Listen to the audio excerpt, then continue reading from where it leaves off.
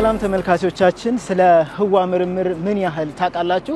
ዛሬ እንግዲህ በዚህ በህዋ ምርምር ዙሪያ በትኩረት የሚሰራው የኢትዮጵያ ስፔስ ሳይንስ እና ጂኦስፓሻል ኢንስቲትዩት ነው የተገኘ ነው። ይሄ ተቋም ከዚህ ከህዋ ምርምር አንፃር ምን አይነት ስራዎችን እየሰራ ነው የሚለውን አጠቃላይ የተቋሙን አሰራር የምናስቃኛችሁ ይሆናል። አብራችሁ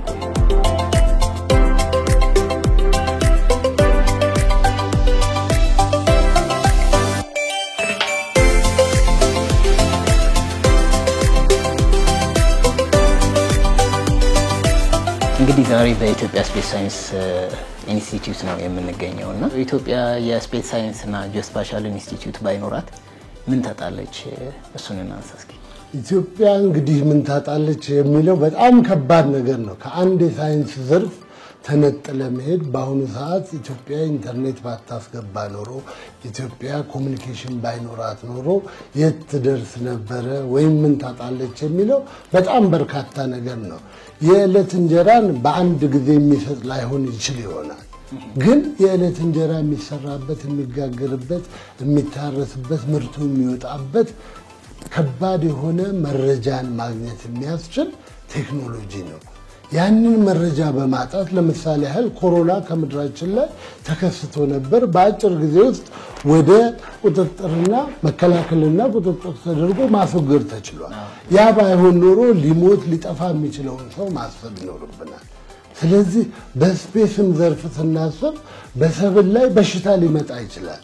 እነዚህም በሽታዎች ምድር ላይ ሆነን መከላከል ወይም መለየት ላንችል እንችላለን። በስፔስ ከፍ በምንል ጊዜ ግን በሪሞት ሴንሲንግ ሳተላይቶች በሌሎችም ሳተላይቶች በመናገኛቸው መረጃዎች የበሽታውን አነሳስ እድገት አመጣጡንም ጭምር ሊያስረዳን የሚችል የመረጃና የእውቀት ኃይል በመሆኑ በአየር ላይ የሚደረጉት እንቅስቃሴዎቻችን በአሁኑ ሰዓት በአጠቃላይ ስፔስ ቤዝድ ናቸው።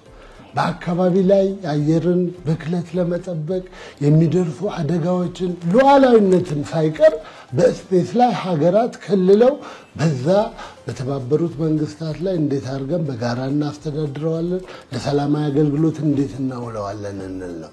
ከ100 ኪሎ ሜትር በላይ ያለው ስፔስ የሁሉም የዓለም ነዋሪ ህዝብና መንግስታት ባለቤትነት ያለበት ነገር ነውና ባናይ ያዩናል። ከዛ ላይ የሚሰነዘሩ ጥቃቶች ጉዳቶች ሊኖሩ ይችላሉ።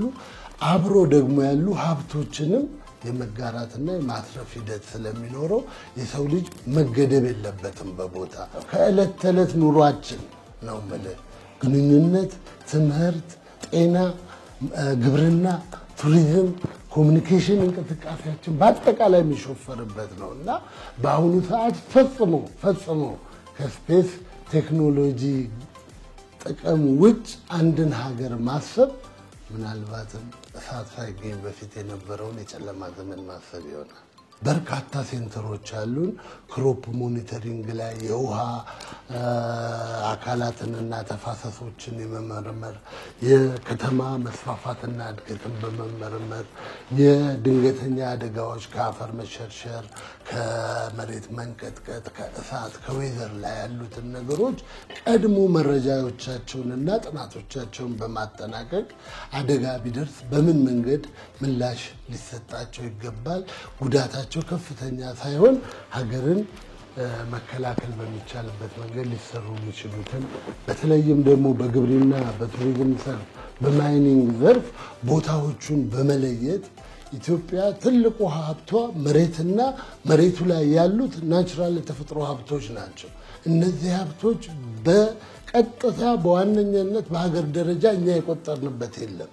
ገና ሙከራዎች እየተደረጉ ቡናችን የት አለ፣ ምን ያህል ይሸፍናል፣ ሌሎች ዛፎቻችን ወዘተ የሚሉትን እና ይህ በተመለከተ ከቀጥታ ከስራዎቹና በውጤት ደረጃ ከሚጠበቀው ቴክኖሎጂ አንፃር የሚሰሩ ማዕከላት አሉን። አሁን በመናደርገው ጉብኝት እዚሁ በዋናው መስሪያ ቤት የሚገኙትን ማዕከላት ብቻ ሳይሆን መንጦጦም እንደዛው ራሱን የቻለ ለዛው የተመደቡ ባለሙያዎች ስለሚኖሩ በጥያቄና መልስ ከፍ የሆነ ግንዛቤ እንደምትወስዱና ስለ ተቋሙ እንቅስቃሴዎችም የደረጀ መብትና እውቀት እንደምታገኙ ተስፋ አደርጋለሁ። በጣም አመሰግናለሁ።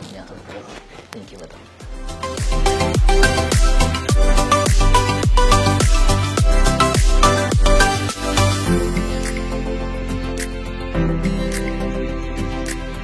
ተመልካቾቻችን በእንጦጦ የኦብዘርቬተሪና የምርምር ማዕከል ግቢ ውስጥ ነው የምንገኘው። እንግዲህ የግቢው ገና ግቢው እንደገባን የመጀመሪያው ማዕከል የሚሆነው የሳተላይት ኮንትሮል ማዕከሉ ነው ማለት ነው። እንግዲህ እዚህ ማዕከል ውስጥ ምን አይነት ስራዎች ይሰራሉ የሚለውን እያንዳንዱ ነገር ወደ እናንተ የምናስቃኛችሁ ይሆናል። አብራችሁ ቆዩ።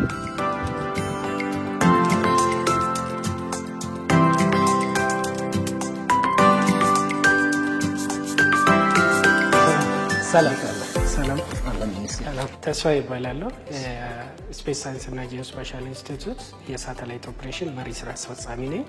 አሁን የምንገኘው የሳተላይት ግራውንድ ኮንትሮል ሴንተር እንጦጦ የሚገኘው ቦታ ላይ ነው። ምን እንደምሰሩ አጠቃላይ የሚሰሩትን ነገር እስኪ አስቃኘን አሳየን። ኦኬ በመጀመሪያ ያው ሳተላይት ግራውንድ ኮንትሮል ሴንተር ነው እንዳልኩ። ይሄ ሴንተር የምንገኝበት ቦታ እኛ በዋናነት የምንሰራው ሁለት ነገር ነው የምንሰራው። ሰማይ ላይ የሳተላይቱን ደህንነት መቆጣጠርና ሳተላይቷ የሚሰጠን መረጃ ደግሞ ለህዝቡ ወይ ደግሞ ለተጠቃሚ ተደራሽነት እንዲሆን እዚህ ሴንተር ላይ ይሰራል ማለት ነው። ውስጥ ገብተን ደግሞ ምን እንደሚመስል ውስጥ ቦታ የምንሰራበት ቦታዎችን እንመልከታለን።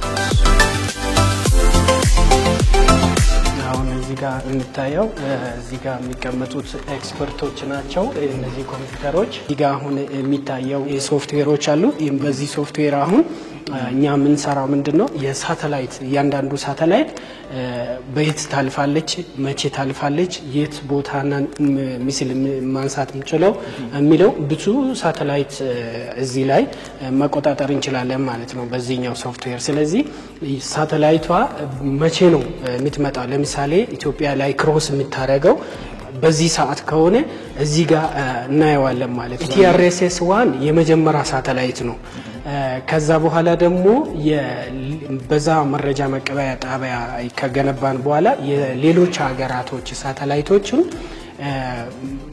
መረጃ መቀበል ይችላል ማለት ነው ከሌሎች ሀገራቶች። አሁን ደግሞ ሶስተኛ ሳተላይት ወይ ደግሞ ኢትረስቶ የሚባለው ኢትዮጵያ ላውንች ለማድረግ አንደር ዲቨሎፕመንት ነው ወይ ደግሞ ኮንትራቱ አልቆ ተፈራርመን የተለያዩ ስልጠናዎች ኤክስፐርቶች ከኛ ጋር ያሉ ኤክስፐርቶች ዲቨሎፕ የሚያደርጉ ካምፓኒዎች ጋር አሁን ኦንጎይንግ ነው። ከአንድ አመት በኋላ ላውንች እናደርጋለን ማለት ነው። የሳተላይቶችን መረጃ ለማወቅ በየትኛው ቴክኖሎጂ ነው ኮኔክት አድርጋችሁ እየሰራችሁ ያላችሁት? እነዚህ ግራውንድ ስቴሽኖች ሶስቱ ግራውንድ ስቴሽኖች እዚህ ጋር እንቆጣጠራለን ማለት ነው።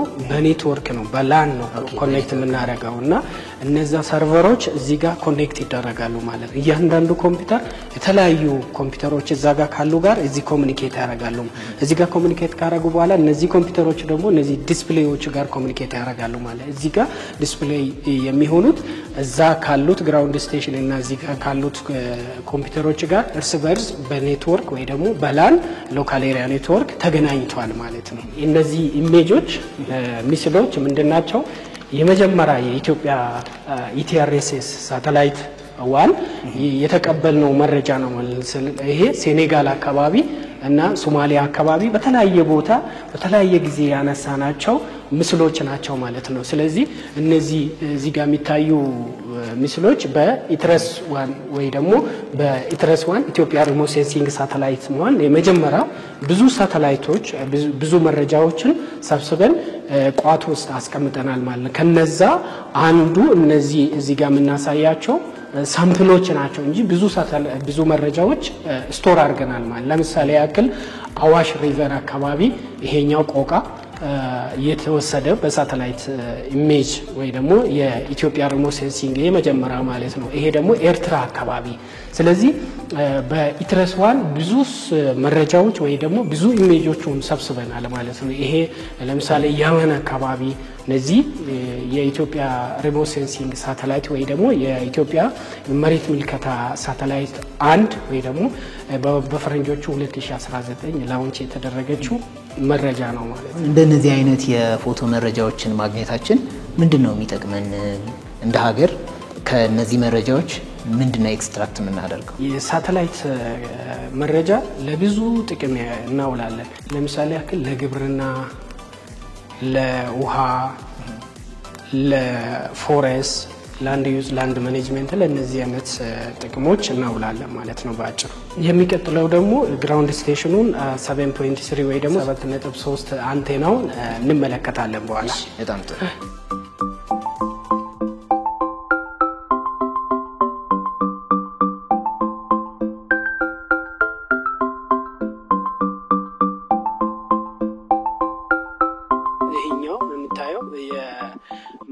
ብዛ መረጃ መቀበያ ጣቢያ ነው የሚባለው። ስፋቱ ወይ ደግሞ ዲያሜትሩ 7.3 ዲያሜትር አንቴና ነው የሚባለው። ይሄኛው የኢትረስ ዋን አንቴና ቀጥሎ የገነባ ነው ትልቁ ግራውንድ ስቴሽን ነው ማለት ነው። የኢትረስ ዋኑ እዛ ጋር የሚታየው ትልቋ ነው። ከዛ በኋላ ደግሞ ይሄ ከዛ ቀጥሎ የገነባ ነው 7.3 ይባላል ማለት ነው። አድቫንቴጁ ምንድነው? ከዛኛው ለየት የሚያደርገው ይሄኛው ብዙ ዲያሜትር ማለት ብዙ ስፋት ላይ ያለው ወይ ደግሞ ከብዙ ሀገር ላይ መረጃ መቀበል እንችላለን ማለት ነው። ምንድነው? ሳተላይቷ የሰፋ ባለ ዲያሜትሩ ከግራውንድ ስቴሽኑ ጋር ኮሙኒኬሽን ትጀምራለች ማለት ነው። ለምሳሌ የመን አካባቢ ካለ የመን አካባቢ ሲደርስ ሳተላይቷ ይሄ ግራውንድ ስቴሽን ወይ ደግሞ ይሄ አንቴና መንቀሳቀስ ይጀምራል ማለት ነው። ያኛው ግን ከዚህ አነስ ያለ 4.5 ነው። ይሄኛው ለየት የሚያደርገው ሌላኛው ደግሞ ብዙ ሳተላይቶቹን እዚህ ላይ ኮንፊገር አድርገን ከብዙ ሳተላይቶች መረጃ መቀበል እንችላለን ማለት ነው። ሁለተኛ አድቫንቴጁ ደግሞ ይሄ ብዛ መረጃ መቀበያ ጣቢያ ነው የሚባለው። ግራውንድ ስቴሽን አስ ሰርቪስ እንላለን። የሌሎች ሀገር ሳተላይቶቹን እዚህ ላይ ኮንፊገር በማድረግ ሬቨኒው ጄኔሬት እናደርጋለን ወይ ደግሞ ገቢ ማስገኛው እንደ ገቢ ማስገኛው ያገለግላል ማለት ነው።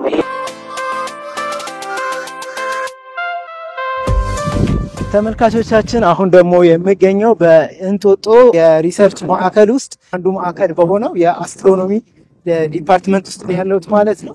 እዚህ እንግዲህ ምን አይነት ስራዎች እንደሚሰሩ አጠቃላይ ያለውን ነገር እናስቃኛቸዋለን።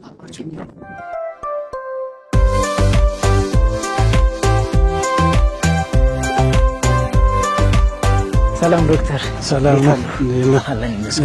አሁን የምንገኘው እንግዲህ የአስትሮኖሚ ማዕከል ነው የምንገኘው።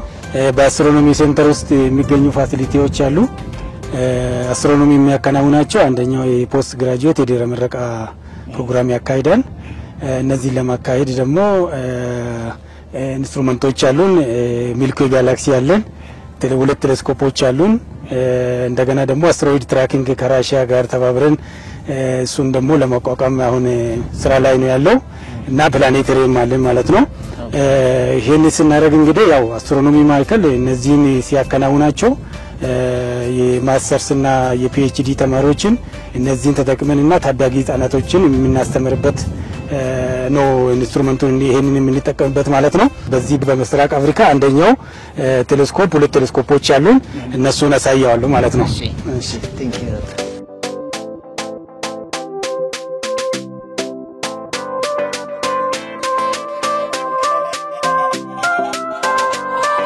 ደግሞ እንግዲህ ስለ ቴሌስኮፕ እና ምን እንደሚመስል እሱን ለማየትና ጥቅሙንም ከዚሁ ለመነጋገር እንሞክራለን ማለት ነው።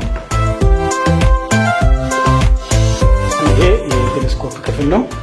የኮንትሮሊንግ ሩም ደግሞ ታች ነው ያለው። እንግዲህ ቅድም እንዳልኩት ይሄ ቴሌስኮፕ 1 ዲያሜትር ሜትር ቴሌስኮፕ ነው። ይሄ ግራውንድ ቤዝድ ቴሌስኮፕ ይባላል። ኦፕቲካል ቴሌስኮፕ ማለት ነው። ይሄን ቴሌስኮፕ እንግዲህ በምስራቅ አፍሪካ አንደኛው ቴሌስኮፕ ነው። ሁለት ካሜራ አለው ይሄ ቴሌስኮፕ። ከታች በኮምፒውተር ደግሞ ኮንትሮል የሚደረግበት እንትን አለ ይሄኛው ማለት ነው። ይሄ አጠቃላይ ዶሙ ይከፈታል ይዞራል። ይሄ ዶም ማለት ነው። ይሄ ከላይ ያለው ዶም ነው። ይሄኛው ሚረር ነው። አንደኛው ሁለት ሚረር አለው። ሰከንዳሪ ሚረር አለ እዚህኛው ጋር። ይሄ ሲከፈት ይሄኛው ቴሌስኮፕ ወደ ላይም ወደ ፈለግንበት 360 ዲግሪ አዞረን መረጃ የምንሰበስብበት ነው ማለት ነው። ፎከስ አድርገን የሰማይ አካላት የት ነው ያለው የሚለውን ያንን በዚህ ኦብዘርቭ አድርገን ከዛ በኮምፒውተር ኮንትሮል እያደረግን በዚህኛው እናያለን። በዚህ በቴሌስኮፕ ማለት ነው። ይሄ መረጃ ወደ ኮምፒውተር ስትሪም ያደርጋል። ያንን መረጃ ደግሞ ተጠቅመን ለምርምር የምንጠቀም ይሆናል ማለት ነው። ስለዚህ በዚህ የምንሰበስባቸው መረጃዎች ለምን ፐርፐዝ ነው የምንጠቀመው? በዚህ በምንሰበስበው መረጃ እንግዲህ አንደኛ ለምርምር እንጠቀማለን፣ ሁለተኛ ደግሞ አቅም ግንባታ የምንገነባበት፣ በሶስተኛ ደግሞ ፈንድም ጀነሬት የምናደርግበት ነው። በጋራ ሳይንሱን የምናሰፋበት ነው። ኖሎጂ ትራንስፈር የምናደርግበት ነው። በኢንጂነሪንግ በኩል በአስትሮኖሚ በአስትሮፊዚክስ በኩልም በሁለቱም በኩል እንደገና ደግሞ በሶስተኛ ደረጃ ቴክኖሎጂን ዲቨሎፕ የምናደርግበት ማለት ነው። ትናንሽ ቴሌስኮፖችን ከዚህ ተነስተን ኖሎጂ ትራንስፈር ካደረግን በኋላ ትናንሽ ቴሌስኮፖችን ዲቨሎፕ አድርገናል። እዚህ ዋና መስሪያ ቤት ማየት ይቻላል። እነ 3D ፕሪንተር፣ ፕላኔተሪ ዌት የሚባሉ ቴክኖሎጂዎችን ዲቨሎፕ አድርገናል ከዚህ ተነስተን ማለት ነው። በዩኒቨርሲቲዎቻችን ክፍተት አለ በዚህ በስፔስ ዘርፉ። ያንን ደግሞ ክፍተቱን ለመሟላት እነዚህን ኢንስትሩመንቶችን ተጠቅመን በእኛ ተቋም ውስጥ ከአዲስ አበባ ዩኒቨርሲቲ ጋር በመሆን በማስተርስ እና በፒኤችዲ ደረጃ ተማሪዎችን ያስመርቀናል ማለት ነው። ዶክተር በጣም አመሰግናለሁ ለሰጡኝ መረጃ። ቴንክ ዩ በጣም።